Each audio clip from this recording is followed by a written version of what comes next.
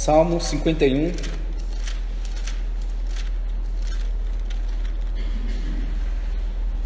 Eu vou ler e peço que os irmãos ouçam com temor. É a palavra do Senhor que será lida. Salmo 51. Ao mestre de canto, salmo de Davi, quando o profeta Natã veio ter com ele, depois de haver ele possuído Batseba. Compadece de mim, ó Deus, segundo a tua benignidade e segundo a multidão das tuas misericórdias, apaga as minhas transgressões. Lava-me completamente da minha iniquidade e purifica-me do meu pecado. Pois eu conheço as minhas transgressões, o meu pecado está sempre diante de mim. Pequei contra ti somente, fiz o que é mal perante os teus olhos, de maneira que serás tido por justo no teu falar e puro no teu julgar. Eu nasci na iniquidade, e em pecado me concebeu minha mãe. Eis que te compraz na verdade, no íntimo e no recôndito, me faz reconhecer a sabedoria. Purifica-me com isopo e ficarei limpo.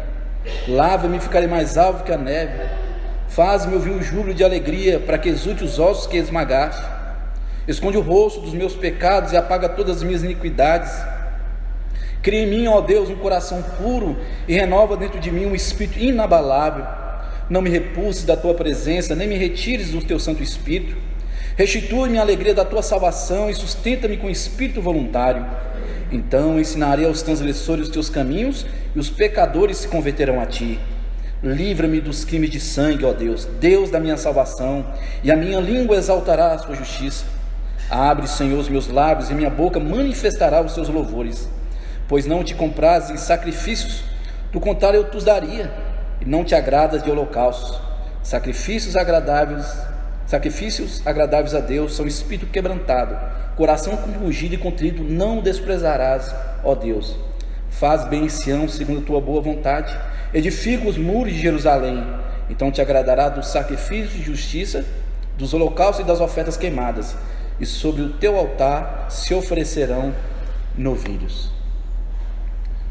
Senhor, nós chegamos no momento ápice desse culto, onde a tua palavra ela foi lida, agora será pregada e aplicada. Rogamos o auxílio do teu Santo Espírito, para que o Senhor abra os nossos corações, estape os nossos ouvidos, para que possamos ouvir, entender e praticar. Mas nós não temos forças para isso. Por isso rogamos o auxílio do teu Santo Espírito. Nos dê um santo temor para ouvir e obedecer as belas palavras de vida. É a oração que eu te faço, em nome de Jesus. Amém.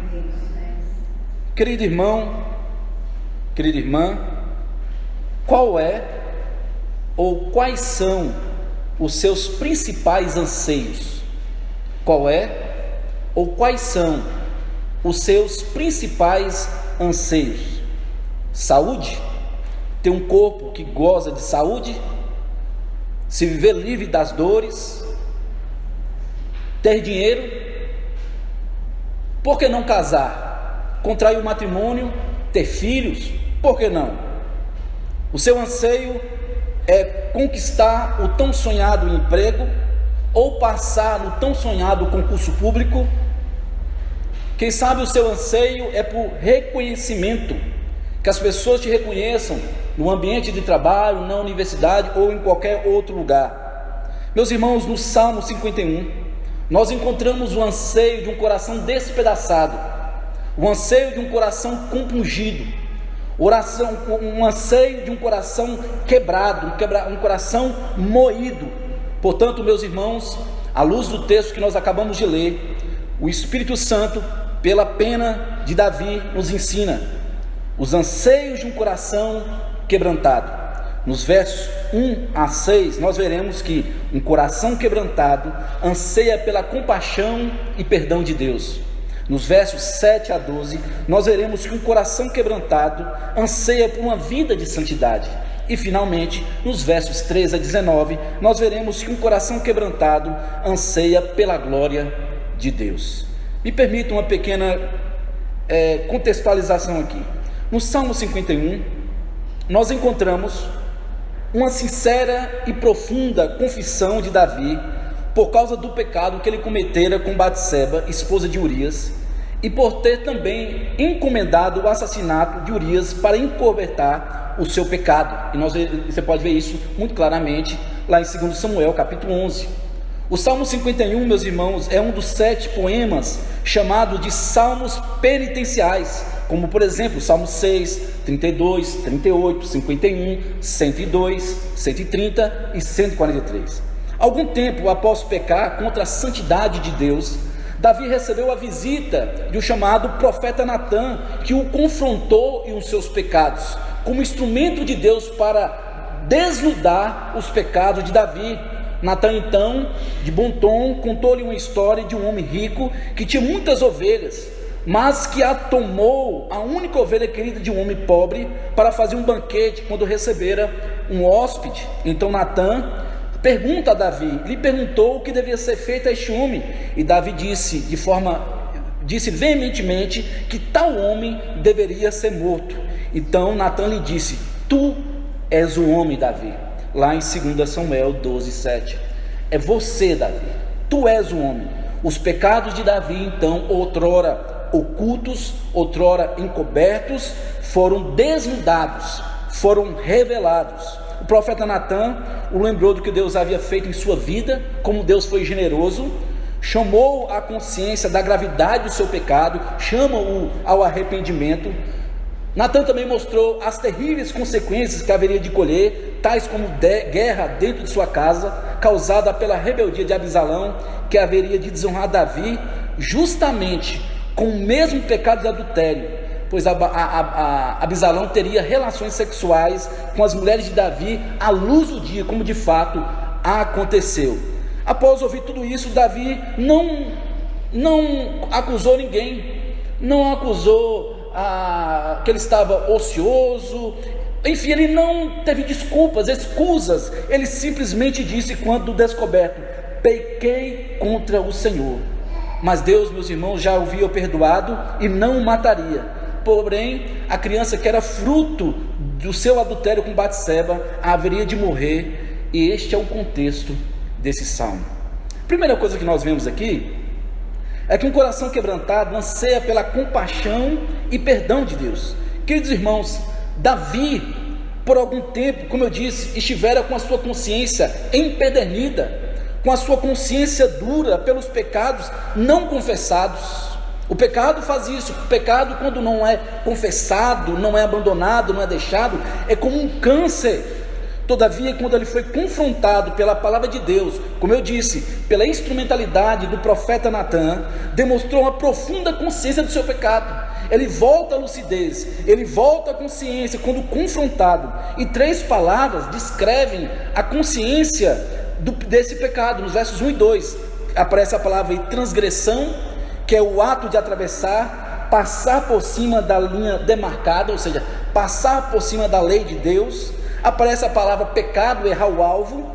Iniquidade, palavra também que aparece uma natureza pecaminosa, totalmente pervertida em todos os sentidos. Irmãos, por ter plena consciência de seus pecados, Davi clama a Deus por sua graça, que aqui é expressa através de compaixão e perdão.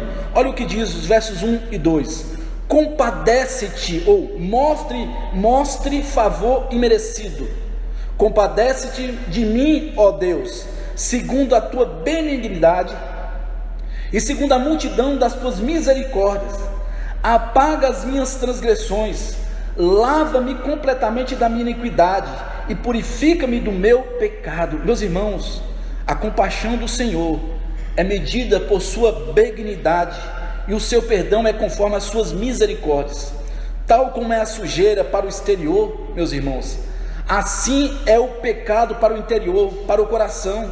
Portanto, há necessidade de apagar, há necessidade de lavar, há necessidade de purificar, isto é, remover toda a sujeira do pecado. Isso é feito mediante o perdão, mediante a graça de Deus. O tempo não resolve o problema do pecado. Não adianta, como diz o ditado, empurrar com a barriga. Pecado precisa haver arrependimento, é preciso deixá-lo, é preciso confessar. O tempo não resolve e nunca resolverá o problema do pecado. É necessário a graça, é necessário o perdão de Deus. Meus irmãos, Davi estava plenamente convicto do seu pecado, pois o mesmo estava diante dos seus olhos, e nas suas lembranças. É algo que não passou. Olha o que ele diz no verso 3: pois eu conheço as minhas transgressões, ou seja, eu sei o meu problema, eu sei quais são os meus pecados, e o meu pecado está sempre diante de mim. Ou seja, eu vou para um lugar, vou para outro, o meu pecado sempre está me acusando, sempre martelando na minha consciência, ele está sempre diante de mim. Isto é, a sua consciência não lhe dava descanso. É interessante que lá no Salmo de número 32, 3-4, o próprio Davi diz: enquanto calei, os meus pecados envelheceram os meus ossos pelos meus constantes gemidos todo dia, porque a tua mão pesava dia e noite sobre mim, e o meu vigor se tornou em sequidão de estio. O pecado faz isso, ele vai te consumindo aos poucos, e o pecado ele vai aflorando na clandestinidade, vamos dizer assim, nas escuras. E ele diz: enquanto eu não confessei, eu não consegui resolver o problema da minha alma. Meus irmãos, os pecados de Davi faziam com que a sua consciência ficasse pesada, como nos mostra o verso 4: pequei contra ti somente, e fiz o que é mal perante os teus olhos, de maneira que serás tido por justo no teu falar e puro no teu julgar. O coração de Davi estava inquieto, não apenas com o peso da culpa, mas também por saber que o seu pecado era, acima de tudo, uma gravíssima ofensa a Deus, porque ele tinha feito mal. Então todo pecado, como eu disse no início, por mais insignificante aos seus olhos, por mais pequenino aos seus olhos, por mais menos odioso aos seus olhos, é extremamente afrontoso a Deus. Razão que levou o nosso Redentor, o amado de sua alma, o amado da minha alma, naquele madeiro maldito. O pecado, meus irmãos, é uma desgraça. O pecado arrebenta com as nossas vidas, arrebenta com famílias, com casamentos e lares. Então ele diz: olha, está sempre diante de mim, eu pequei contra o Senhor. A questão é, Davi, ele pecou contra Urias, ele pecou contra Batseba, ele pecou contra o povo de Israel, mas ele sabe que em última instância ele ofendeu Deus, a santidade de Deus. Então, meus irmãos, olha o que diz o verso 4, ele diz: fiz, ou fui eu mesmo, o que mal perante, quer ver? Fiz o que é mal perante os teus olhos. Ou seja, fui eu mesmo, não foi ninguém, fui eu, não foi outro, não foi culpa de ninguém, fui eu mesmo, eu quem fiz, eu que pequei contra o Senhor. O pecado de Davi contra Batseba e Urias era, antes de tudo, contra Deus, contra a santidade de Deus. Ele diz: pequei contra ti somente. Por isso mesmo, meus irmãos, ainda que muito pior do que cair no julgamento dos homens injustos, era ser julgado por Deus, que é justo, que é extremamente justo. Os homens julgam somente as ações, os homens não conseguem julgar foro íntimo, mas Deus consegue. Ele avalia tanto o exterior quanto o interior. Deus julga as intenções dos corações. Por isso que ele diz no verso 4b: de maneira que serás tido por justo no teu falar e puro no teu julgar. Por que Deus é puro no julgar? Porque Ele conhece o coração, Ele conhece as profundezas do meu e do seu coração. Ele julga retamente, Ele sabe fazer uma avaliação correta. Por isso que no Salmo 139 o salmista diz: Senhor, som do meu coração. Só o Senhor, que é santíssimo, uma fonte externa, todo sábio, é capaz de avaliar o meu coração caído. O que pode fazer então alguém que é depravado por natureza, que nasceu de uma pecadora e é igualmente pecador? Olha o que ele diz no verso 5: eu nasci na iniquidade, e em pecado me concebeu minha mãe. Olha que interessante, Davi reconhece que a fonte do seu pecado era uma disposição caída e pecaminosa, o que nós chamamos na teologia de depravação total. O que fazer então? Não há outra saída senão, meus irmãos, reconhecermos a nossa própria miséria, a nossa própria pequenez, sermos honestos diante de Deus e saber que Ele se agrada daqueles que no mais íntimo do seu coração reconhecem o quão são miseráveis diante dEle, e que se não for por um ato de graça, de misericórdia de Deus em perdoá-los, jamais se verão livres da culpa dos seus pecados. A estes Deus ensinará, diz a Bíblia, sabedoria. Olha o verso 6: eis que te comprazes na verdade, no íntimo e no recôndito me fazes conhecer a sabedoria. Me permita aqui algumas aplicações aqui nesse ponto, por favor. Meus irmãos, um coração verdadeiramente arrependido, ele não se justifica diante de Deus quando confrontado. Qualquer confissão de pecado que aparecer essas palavrinhas, mas se, não é uma confissão de pecado. Ah, mas minha esposa também estava nervosa, mas meu patrão, mais aquilo, não é confissão. Um coração verdadeiro arrependido não se justifica diante de Deus quando confrontado. Então Davi não ficou se justificando. Ah, quem mandou Batseba acordar pela manhã e ficar tomando banho nua próximo do meu palácio? Ele não culpou a sua testosterona. Ah, porque eu sou homem. Ele não culpou os hormônios. Não, ele diz: o problema sou eu. Ele diz: pequei contra o Senhor. O problema não é Batseba, o problema não é o povo de Israel, o problema não são os hormônios, não é ninguém, o problema sou eu. Eu pequei contra o Senhor. O pastor Josemar Beza, que certamente os irmãos conhecem, disse algo muito interessante. Ele disse: não estrague a confissão de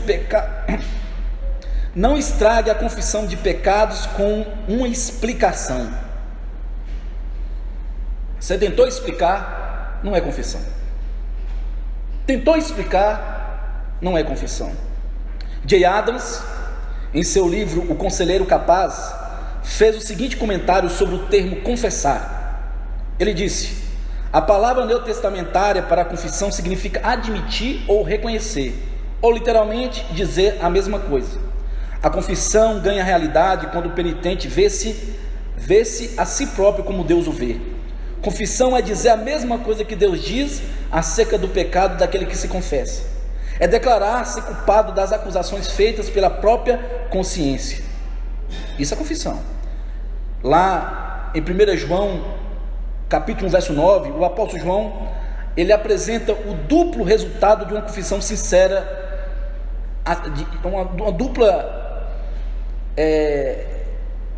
resultado de uma confissão sincera, que é perdão e purificação. Ele diz: se confessarmos nossos pecados, Ele é fiel e justo para nos perdoar os pecados e nos purificar de toda injustiça. Eu não sei como você entrou aqui. Talvez você está aqui e tenha lutado com algum pecado. Pecado que talvez a sua esposa não sabe, o pastor não sabe, ninguém sabe. E talvez você tenha se justificado. Talvez você não tenha sido um bom marido e tenha se justificado. Tem procurado coisas na sua esposa para se ver livre, desculpas, para que seus pecados não sejam expostos. Talvez você tenha colocado culpa em tudo e em todos. Reconheça o seu pecado. Pecado tem nome. É interessante quando nós voltamos os olhos para as escrituras, aqueles homens, eles davam nome ao pecado. Você não vê Daniel aqui orando? Nós pecamos assim, nós fizemos isso, aquilo. Pecado tem nome, meus irmãos. Às vezes nossas orações de confissão são extremamente generalizadas. Ah, Senhor, perdoa meu pecado. Mas qual pecado? Adultério? Mentira? Roubo? Gula? Malícia? Procrastinação? Qual pecado? Pecado tem nome.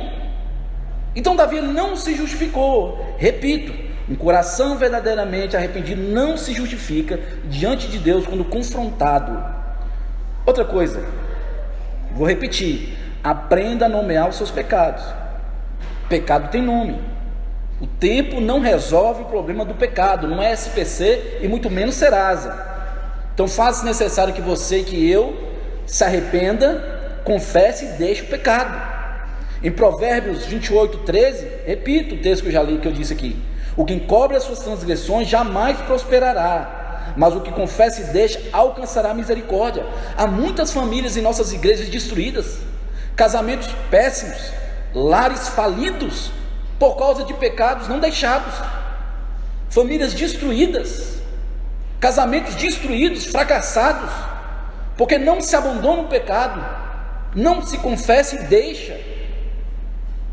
Meus irmãos, o arrependimento é um dos elementos que acompanha a fé salvífica, sabia?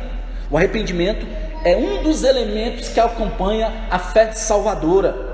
O verdadeiro arrependimento, ou seja, arrependimento para a vida, que é uma graça evangélica, porque nós não conseguimos nos arrepender por nós mesmos, nós não temos essa capacidade, porque é uma graça evangélica, envolve tristeza santa por havermos pecado contra Deus.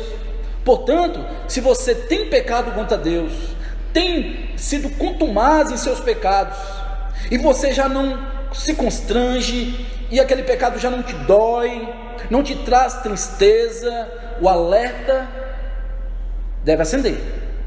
Existe uma grande possibilidade, uma grande probabilidade de você ainda não ser um servo de Deus.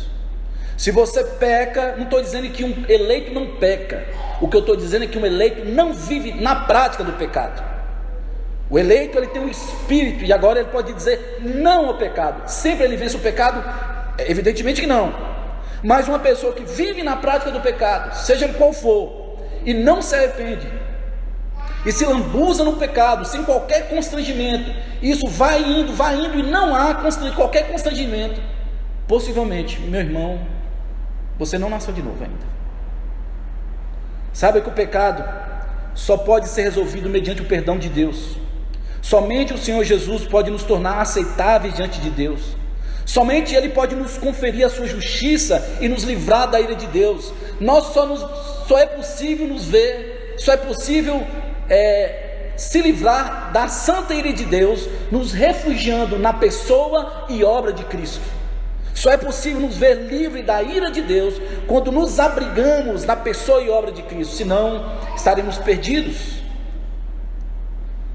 Lá em Colossenses 12:14 diz assim: tendo cancelado o escrito de dívida que era contra nós, que constava de ordenanças, o qual nos era prejudicial, removeu inteiramente, encravando na cruz.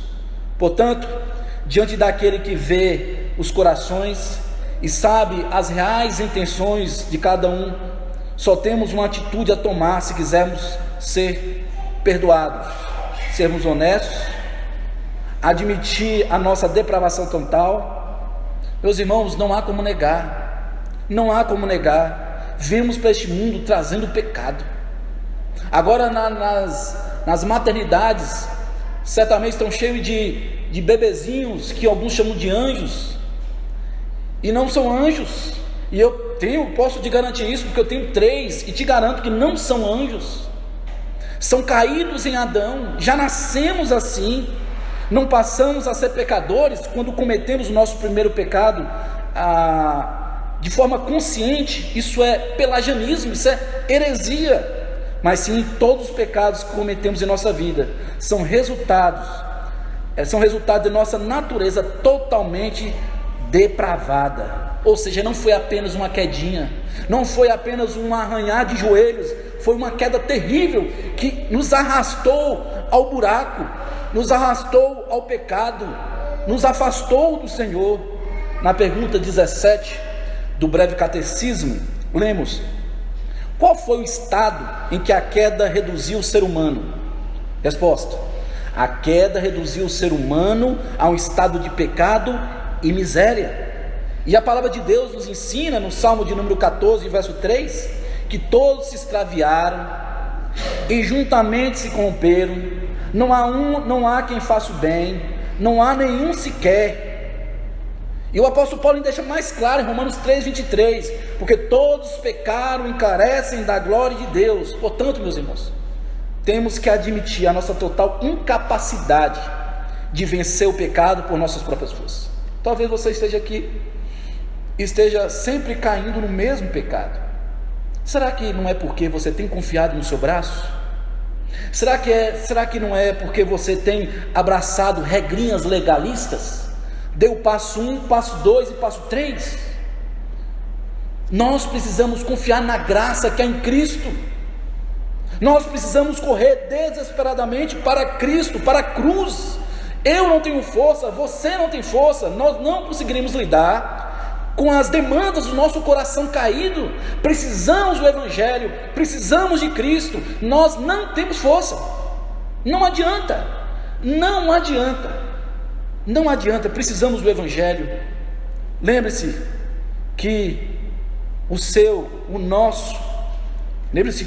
nosso pecado é, acima de tudo, uma gravíssima ofensa a Deus, tá? Eu te pergunto, você anseia pela compaixão e perdão de Deus? Talvez você entrou aqui com a mente mal, consciência ali, ruim. Você anseia pela compaixão e perdão de Deus? Meu irmão, lembre-se que você tem um advogado que se compadece de suas fraquezas. Corra desesperadamente para Ele. Em 1 João capítulo 2, verso 1, o apóstolo diz: filhinhos meus, essas coisas vos escrevo para que não pequeis. Se todavia alguém pecar, temos um advogado junto ao Pai, Jesus Cristo, o justo. Em 2 Coríntios 5:21 Paulo diz, 2 Coríntios 5:21, aquele que não conheceu o pecado, Ele o fez pecado por nós, para que nele fôssemos feitos justiça de Deus. Ele se fez pecado por nós. Corra para Ele, nele há graça. Como alguém já disse, há mais graça em Cristo do que pecado em nós. Confie nele. Ele foi feito maldição por você, por nós. Você é grato por tão grande amor? Você é grato por tamanha graça? Você é grato por isso? Em Hebreus 4:15 disse o autor: porque não temos um sumo sacerdote que não possa compadecer das nossas fraquezas, antes foi ele tentado em todas as coisas, a nossa semelhança, mas sem pecado. Confie na graça e na misericórdia de Deus. Deus não é indiferente às lutas, às labutas do seu povo. Corra para Ele. Os anseios de um coração quebrantado. Nós vimos primeiramente que um coração quebrantado anseia pela compaixão e o perdão de Deus. Segundo, um coração quebrantado anseia por uma vida de santidade. Ao reconhecer o quão pecador ele era, tão miserável ele era, Davi continuou buscando a Deus, e agora ele clama pela santidade de Deus. Olha os versos 7. Purifica-me com isopo e ficarei limpo, lava-me e ficarei mais alvo que a neve. E é interessante que em Levítico, no capítulo 20, versos 7 a 8, o Senhor deu a seguinte ordem ao seu povo, nos dias de Moisés, portanto santificai-vos e sede santos, pois eu sou o Senhor vosso Deus. Guardai os meus estatutos, cumpri-os. Eu sou o Senhor que vos santifico. Certamente Davi se lembrou dessas palavras enquanto clamava pelo perdão, pela graça de Deus. Ele sabia que era para ser santo. Ele sabia que para ser santo ele precisava da santidade de Deus agindo em seu coração. É Deus quem nos santifica. É Deus que opera em nós pelo Espírito. Nenhum homem tem a capacidade de se auto-santificar. É claro, meus irmãos, que nós temos imperativos nas Escrituras. Deus nos manda ser santo.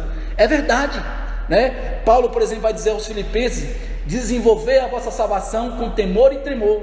Responsabilidade humana. Mas ele diz que é Deus quem opera, é Deus quem faz, porque nós não temos essa capacidade. Meus irmãos, chama a sua atenção para a purificação a qual Davi se refere aqui no verso 7, Purifique com isopo. O isopo nos remete ao ritual de purificação dos sacerdotes, na antiga dispensação. O isopo era um arbusto cujas hastes felpudas e macias eram embebidas no sangue do sacrifício, ou na água que deveriam ser aspergidos sobre os sacerdotes. E tal ritual apontava para o supremo sacrifício de Cristo, apontava para o nosso Redentor, que é o que nos purifica de todo o pecado. É a santidade de Deus no sangue do seu Filho que nos torna santos, porque nós não conseguimos, nós somos fracos, nós somos terríveis, e essa é a grande verdade. Davi sabia muito bem o terrível preço por ter cedido o pecado. O pecado, meus irmãos, ele é terrível. O pecado, ele não só nos prejudica, mas respinga em pessoas que nós amamos. O pecado, quando nós pecamos, a responsabilidade é nossa. Ninguém pagará pelos nossos pecados. Isso é muito claro, o profeta Ezequiel diz isso. No entanto, o nosso pecado, ele acaba respingando nas pessoas a quem nós amamos. Olha, ele está ciente do terrível preço de ter cedido ao pecado. Olha o que diz o verso 8: Faze-me ouvir o júbilo e a alegria, para que exultem os ossos que esmagastes. Olha a linguagem que ele usa, né? O preço que pagamos quando cedemos ao pecado é muito alto, meus irmãos. Tristeza profunda, dores internas, como a de ossos sendo esmagados, uma dolorosa convicção de pecado e culpa. E somente Deus, por sua graça, somente Deus poderia fazer com que Davi ouvisse novamente o júbilo de alegria, ou seja, uma alegria profunda, uma alegria constante, uma alegria perene, que ele se viu privado por causa do seu próprio pecado. O rosto de Deus voltado contra nós, meus irmãos, é algo terrível. Por isso Davi pediu que Deus desviasse dele o seu rosto, pois o fulgor da santidade de Deus é fatal para o pecador.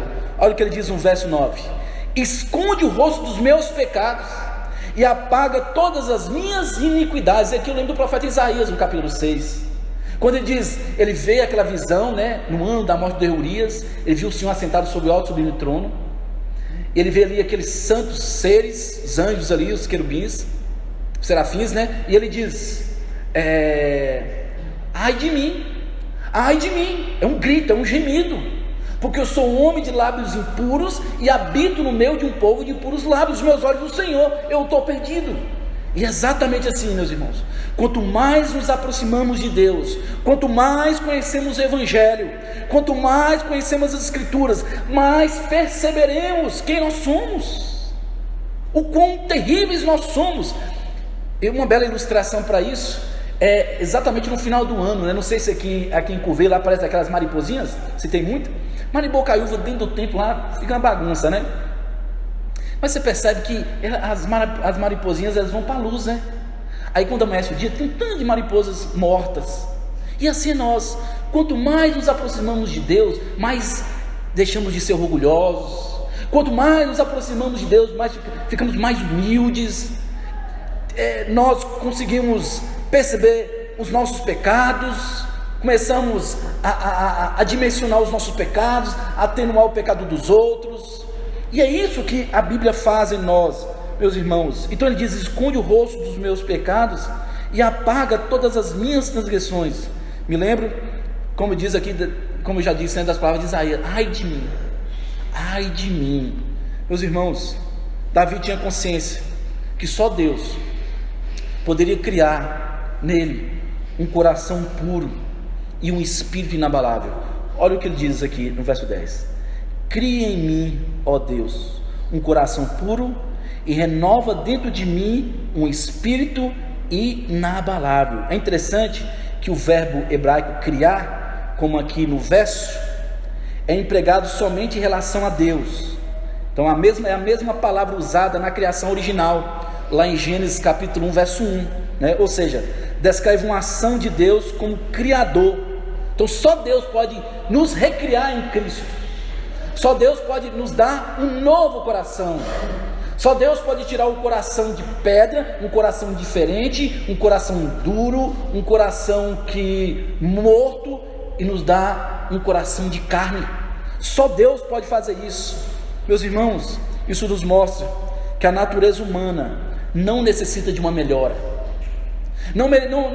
A natureza humana não precisa apenas de um recapeamento, vamos dizer assim, um verniz, uma massa corrida, vamos dizer. Não.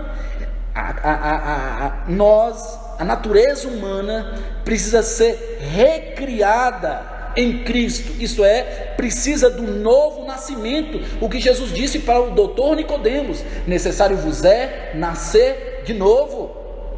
Não é apenas uma melhora, não é apenas uma melhora no comportamento moral, não é apenas uma melhora na conduta exterior, isso é moralismo, isso é farisaísmo, é uma mudança de dentro para fora. E aqui eu me lembro, do livro muito bom, Pastoreando o Coração da Criança, que mostra exatamente isso, que é a mudança de dentro para fora.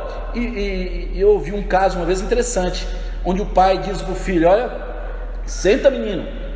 E o menino diz assim: pai, eu vou sentar, mas em minha mente eu estou em pé. Então, percebe, ele obedece, mas não tinha mudado. A mudança que Deus faz é de dentro para fora, senão nós vamos virar meros moralistas, meros fariseus, com uma boa tinta, com uma boa cera, mas o coração não transformado por Cristo. O que precisamos é de um novo coração, sermos novas criaturas em Cristo, repito, sermos recriados em Cristo. Nessa razão que o apóstolo Paulo disse, e assim, se alguém está em Cristo, é nova criatura, ou nova criação. As coisas antigas se passaram, eis que se fizeram novas. Meus irmãos, ao ser confrontado em seu pecado, Davi expressou o temor de ser banido da presença de Deus, e ele viu isso acontecer de forma trágica na vida do rei Saul, e ele temia que o mesmo pudesse acontecer com ele. Olha o que ele diz no verso 11: não me repulses da tua presença, nem me retires o teu Santo Espírito. Não me expulse da tua presença, Senhor. Não retire o teu Santo Espírito. Cremos, à luz das Escrituras, é verdade que o Espírito Santo habita em nós e não retira do coração dos filhos de Deus. Isso é verdade, ponto. Que esses também não perdem a salvação quando pecam, o que nós chamamos de perseverança dos santos, Então, mas Davi tinha esse temor de ser entregue ao seu próprio coração, ao ter o rosto voltado de Deus contra ele. Além do mais, Davi clamou a Deus que lhe restituísse a alegria da salvação, a alegria de Deus, pois estava esmagado, estava se doendo, estava entristecido pela culpa do seu terrível pecado. E ele diz no verso 2: restitui-me a alegria da tua salvação, e sustenta com um espírito voluntário, jovial, cheio de constante alegria. O pecado faz isso, O pecado, ele nos tira a alegria. O pecado nos tira a alegria de cultuar. O pecado nos tira a alegria de servirmos uns aos outros. O pecado nos tira a alegria de servirmos uns aos outros dentro de casa. O pecado traz peso, traz culpa, e traz problemas, inclusive emocionais, no nosso corpo, porque a alma, como eu aprendi no seminário, o corpo é a pele da alma. Não sei vocês, por exemplo, quando eu peco, por exemplo, com um pecado de ansiedade, que às vezes eu fico ansioso com alguma coisa no ministério, aí eu fico descascando, a unha cai, coisas estranhas acontecem. Por quê? Pecado é terrível, meus irmãos. E pecado, pode ser que você não, isso é simples. Não, pecado é pecado. E aqui eu lembro do livro também, Pecados Intocáveis. Pecado e sempre será uma afronta a Deus. Então ele diz: Senhor, restitui-me a alegria da salvação e sustenta-me com espírito voluntário. Ele sabia que somente estando em comunhão com Deus, ele voltaria a desfrutar da santidade de Deus, e na santidade de Deus que nós encontramos alegria. Talvez você entrou aqui e não é feliz. Talvez você entrou aqui e não está feliz, está triste, porque o pecado faz isso, nos tira a alegria.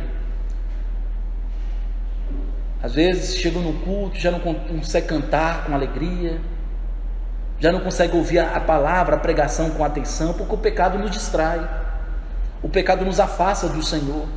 O pecado entristece o Espírito Santo. E talvez seja a sua situação nessa noite, meu irmão, minha irmã.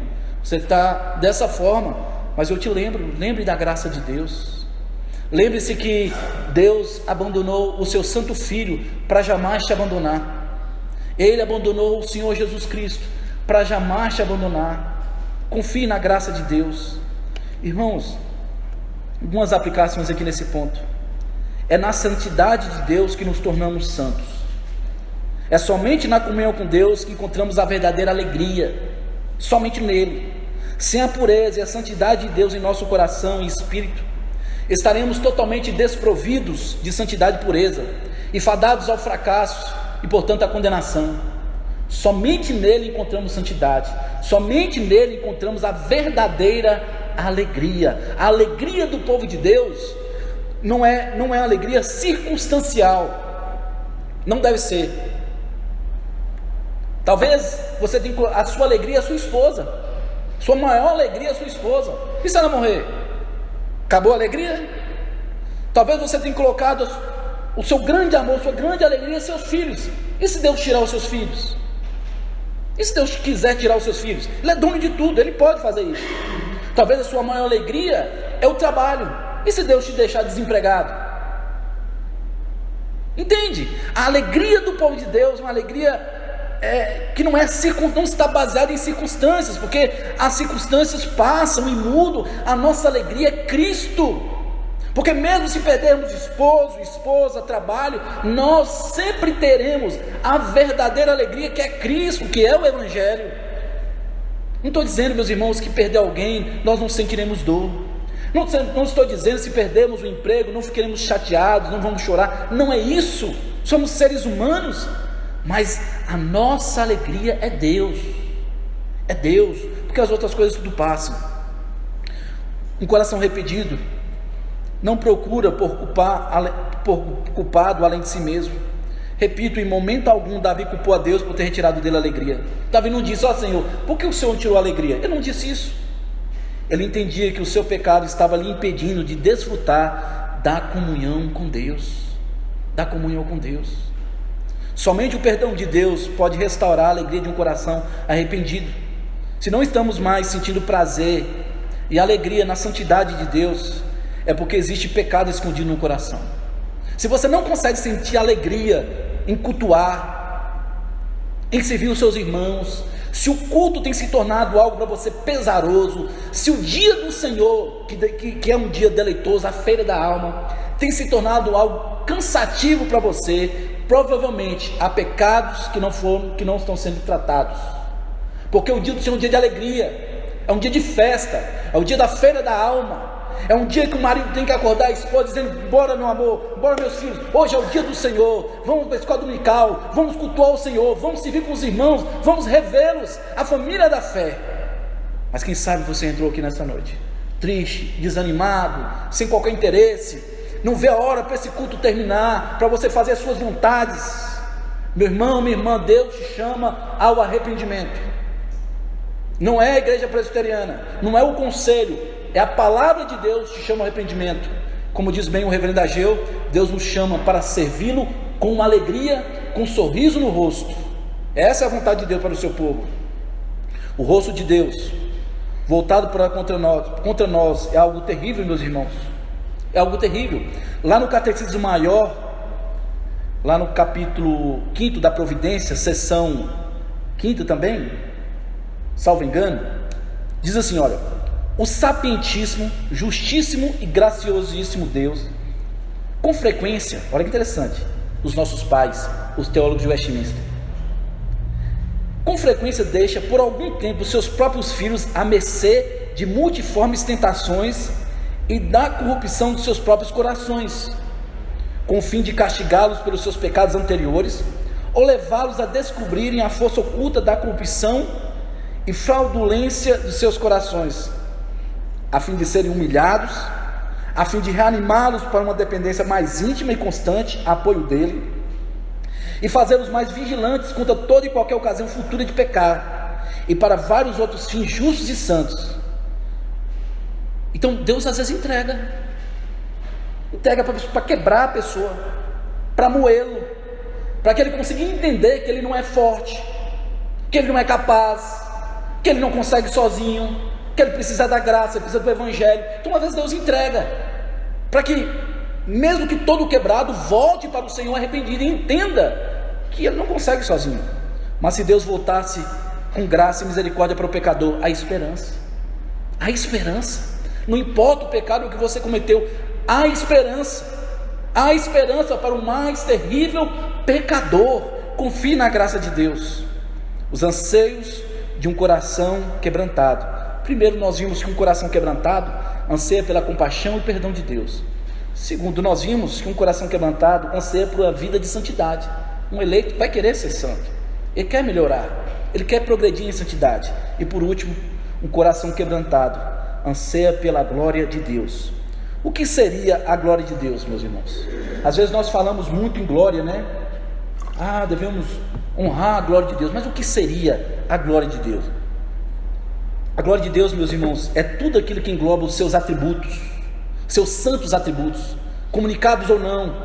Ele é santo, ele é eterno, é puro, todo-poderoso, justo, misericordioso, infinito em seu ser, imutável, bondoso, bendito, único, soberano, Rei dos reis, Senhor dos senhores. Ou seja, Ele, o nosso Deus, Ele carrega em si mesmo todos os atributos de maneira perfeita. De maneira perfeita. O nosso Deus, portanto, não tem carência. Ele não precisa ser acrescido a nada. Ele é pleno. Não sei se os irmãos assistiram a coroação do rei Charles. E é interessante, eu estava acompanhando, e teve um momento que tirou boa parte das roupas do rei Charles, e restou ali um senhor, sem a coroa, sem os trajes reais. O que restou ali? Um senhor, que poderia passar por qualquer senhor na rua. Mas Deus não precisa ser acrescido nada. Ele não precisa de coroa ou de traje. Ele é o rei. Ele é santíssimo, sapientíssimo. Ele não carece de ornamentações. Ele é pleno, ele se basta. Ele é. E esse Deus que nós estamos cultuando, meus irmãos. Então, enfim, tudo isso e muito mais reunido consiste na sua glória. Lembra, meus irmãos, quando você foi alcançado pelo evangelho? Lembra dos seus primeiros passos na caminhada? Você se lembra? Eu me lembro. Eu tinha 8 anos de idade. Eu lembro do meu primeiro evangelismo. Eu lembro o primeiro sermão que eu ouvi. Eu me lembro o primeiro hino que eu vi na época que nós cantamos, foi um hino da harpa cristã. Foi na cruz. Você se lembra? Como você desejava que as pessoas conhecessem a Cristo? Que se passava até de chato ou chata, queria que todo mundo viesse à igreja. Lembra-se disso? É justamente esse sentimento e decisão que Davi declarou no verso 3. Ele diz: então, ou seja, depois de saber que ele foi perdoado, agraciado por Deus, ele diz: então ensinarei aos transgressores os teus caminhos, e os pecadores se converterão a ti. Ou seja, o Senhor é misericordioso. O Senhor vai restaurar o meu coração. O Senhor vai me dar alegria novamente da salvação. E eu vou ensinar os transgressores os teus caminhos, e os pecadores se converterão a ti. Ou seja, depois que eu tenho o meu problema resolvido, que é o pecado, eu vou anunciar as suas obras, Senhor. Davi esperava ter o seu coração restaurado por Deus, para que depois pudesse conduzir o povo novamente aos caminhos de Deus. Mas olhando para as suas mãos, Davi viu o sangue de Urias. Ele olhava para as suas mãos e ainda conseguia contemplar o sangue de Urias em suas mãos. Olha o que ele diz no verso 14: livra-me dos crimes de sangue, ó Deus, Deus da minha salvação, e a minha língua exaltará a tua justiça. Enquanto eu estivesse preso a esta culpa, do qual somente Deus poderia livrá-lo, Davi se via angustiado, mas esperava em Deus o perdão para poder louvá-lo novamente. Davi sabia que só poderia louvar a Deus depois que o próprio Deus recebesse tudo que de Deus ele recebesse tudo o que necessitava para louvá-lo novamente. Aí ele diz no verso 15: abre, Senhor, os meus lábios, e a minha boca manifestará os teus louvores. E é interessante que os irmãos observarem os versos 16 e 17 retomam exatamente o assunto do Salmo 50, 7 a 15. Para que oferecer a Deus muitos sacrifícios, sendo Ele dono de tudo? Para quê? Olha o que diz no verso 16: pois não te compraz em sacrifícios, do contrário eu te daria, e não te agrada de holocausto. Ou seja, o ritual, ele está dizendo, olha, o ritual sem o verdadeiro arrependimento é inútil. É inútil. Lembra que o Senhor vai dizer isso para o povo lá em Malaquias? Vocês abandonaram a mulher da sua mocidade, vocês se envolveram com mulheres ímpias, chegam diante do meu altar, vocês rasgam as vestes, vocês choram, mas vocês não se arrependem. O que adianta? Então sacrifícios sem o verdadeiro arrependimento é inútil. Para que sacrificar seres inocentes, quando o que Deus requer e tem prazer é no espírito quebrantado, um espírito fraturado, despedaçado, num coração compungido, num coração contrito, esmagado, moído? É isso que Deus agrada, meus irmãos. É isso que Deus se agrada. Olha o que diz os versos 17: sacrifícios agradáveis a Deus são espírito quebrantado, um coração compungido e contrito não desprezarás, ó Deus. E o profeta Isaías, lá no capítulo 66, 1 e 2, ele diz uma coisa muito interessante. Assim diz o Senhor: o céu é o meu trono, e a terra o estado dos meus pés. Que casa me edificareis vós? Qual é o lugar do meu repouso? Porque a minha mão fez todas essas coisas, e todas vieram a existir, diz o Senhor. Mas o homem para quem olharei é este. Qual homem que Deus vai olhar? O aflito e abatido de espírito, o que teme a minha palavra. É isso que Deus requer de nós: arrependimento, coração moído, coração compungido, coração quebrantado. Mas o que Deus vê? O que Deus vê num espírito quebrantado e um coração compungido, que tanto lhe dá prazer assim, ao ponto de considerar sacrifícios agradáveis. Um coração quebrantado na presença de Deus não tem nada a oferecer. Um coração quebrantado diante de Deus não tem nada a oferecer. É alguém que chega diante de Deus de mãos vazias, cabeça baixa, como aquele fariseu, como aquele publicano da parábola do fariseu e publicano, que diante daquele fariseu que faz aquela bela, não é nem oração, porque ele orava de si para si mesmo, e dizer: ó Deus, eu faço isso, faço aquilo outro, e não sou como este pecador. Por outro lado, aquele miserável publicano, ele não se acha digno de olhar para o alto, baixa a cabeça, bate no peito e faz uma das orações mais belas das Escrituras: ó Deus, sê propício a mim, pecador. Assim deve ser nós, meus irmãos. E chega mãos vazias, alguém que não vê méritos, alguém que não é arrogante, alguém que não confia na sua própria força, mas confia tão somente na graça de Deus. Por fim, meus irmãos, nos versos 18 e 19, mostram a preocupação de Davi com o povo de Israel, o qual era rei. Ele pecou também contra esse povo. O pecado de Davi não trouxe consequências só para ele, mas também para toda a nação. Olha os versos aí, 18 e 19: faz bem em Sião, segundo a tua boa vontade, edifica os muros de Jerusalém, então te agradarás do sacrifício de justiça, dos holocaustos e das ofertas queimadas, e sobre o teu altar se oferecerão novilhos. Somente vidas edificadas e restauradas por Deus podem oferecer-lhe sacrifícios de justiça. Somente esses, porque essas vidas estão comprometidas com a glória de Deus. É o que ele vai dizer no verso 19: então te agradarás do sacrifício de justiça, dos holocaustos e das ofertas queimadas, e sobre o teu altar se oferecerão novilhas. Ou seja, quando nós resolvemos o problema do pecado por meio de Cristo, quando há verdadeiro arrependimento, quando há de fato uma nova obediência, aí então sim, diz Davi, os sacrifícios farão sentido. Porque se não houver arrependimento, se não houver quebrantamento, coração compungido, contrito, é inútil, é sacrifício vão, é adorar apenas de lábios. Meus irmãos, eu finalizo aqui com 4 pequeninas aplicações. Primeiro, o melhor testemunho que podemos dar daquilo que Deus tem feito por nós é nossa gratidão, são as nossas ações de graças. Você é grato a Deus? Você é grato a Deus porque Deus tem feito em sua vida? Você é grato a Deus por ouvir hoje a pública pregação da palavra? Você é grato a Deus por fazer parte não de uma igreja perfeita, mas de uma igreja genuinamente bíblica?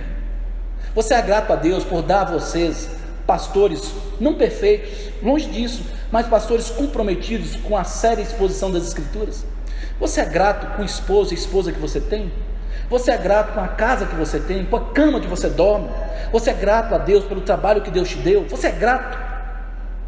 Ou você tem murmurado contra a santa providência de Deus? Você tem ido diante dele com ações de graças? Um coração contrito e compungido entende que precisa ser recriado por Deus e restaurado pelo seu amor. Um coração compungido entende que ele não consegue sozinho. Um coração compungido entende que sem Deus ele está perdido. Sem Deus nós não conseguiremos obedecer. É Deus que nos chama a obediência, é Ele que nos capacita a sermos obedientes. É Deus. É interessante que lá em Efésios, antes de Paulo tratar da responsabilidade do marido para com a esposa, dos filhos para com os pais e vice-versa, dos servos para os senhores e vice-versa, antes ele diz uma coisa interessante: e não vos embriagueis onde há vinho, com vinho, onde há dissolução, mas enchei-vos do Espírito. Ou seja, uma mulher só conseguirá ser submissa ao marido, como ordena as Escrituras, uma submissão amorosa, uma submissão dócil, só por meio do Espírito. Os filhos só conseguirão submeter aos pais pelo Espírito. Os servos só conseguirão submeter aos senhores e glorificar Deus em seus trabalhos só pelo Espírito. Entende? Nós não conseguimos. Você não consegue. Não tente sozinho ou sozinha. Confie na graça de Deus. Deposite toda a sua confiança em Cristo e no Evangelho. Terceiro, apresente a Deus este seu coração quebrantado, moído, e veja o que Ele pode fazer em sua vida. Irmãos, quando há confissão de pecado, o verdadeiro Deus abençoa. Quando alguém chega e diz: Senhor, ó Deus, o motivo pelo qual meu casamento está assim, o problema sou eu. Deus vem com graça. Ó, o problema aconteceu isso na minha família, o problema sou eu, Senhor, eu que pequei. Deus vem com graça. A Bíblia diz que Deus abençoa os humildes, Deus dá graça aos humildes e abate os soberbos. Deus resiste aos soberbos. Quando nós reconhecemos nossos pecados, Deus vem com sua graça, Deus vem com sua restauração. Ele abençoa o seu povo que reconhece os seus pecados. Que a glória de Deus e o desejo de exaltá-lo seja o verdadeiro anseio do seu coração. Afinal de contas, fomos criados para isso. A primeira pergunta do breve catecismo: qual o fim principal do homem? O fim principal do homem é glorificar Deus e gozá-lo para sempre. A nossa finalidade, o motivo pelo qual fomos criados, primeiramente é para glorificar a Deus e nos deleitar nele. Espero, meu irmão, minha irmã, que o seu maior anseio seja ter um coração quebrantado. Espero que o seu maior anseio seja servir a Deus de todo o coração. Que o seu maior anseio seja progredir em santidade. Que o seu maior anseio seja glorificar a Deus em sua vida, em todas as suas atividades. Que esse possa ser o nosso maior anseio. Que Deus, por sua graça, aplique essas verdades em nossos corações, esse texto, as Escrituras em nosso coração. Vamos ficar de pé, meus irmãos, vamos orar.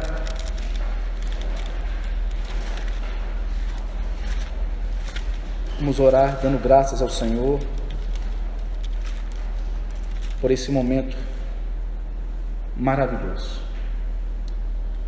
Senhor Deus, obrigado pelo culto solene. Graças te damos por ter nos convocado. É certo que há muitas imperfeições nesse culto, a começar do pregador, mas nós temos a plena certeza que o Senhor recebe o nosso culto, não porque nós somos piedosos ou dedicados, longe disso, mas o Senhor receberá esse culto por causa de Cristo, por causa da justiça de Cristo, por causa dos méritos do nosso Redentor. Ó Deus, graças te damos. Nos tire tudo, Senhor. Nos tire saúde, nos tire o trabalho, nos tire os nossos filhos, tire tudo, mas nunca nos tire o grande privilégio de cultuar o Senhor, porque ficar sem cultuar é pior que a morte. Ó Senhor, e aplica essas verdades em nossos corações.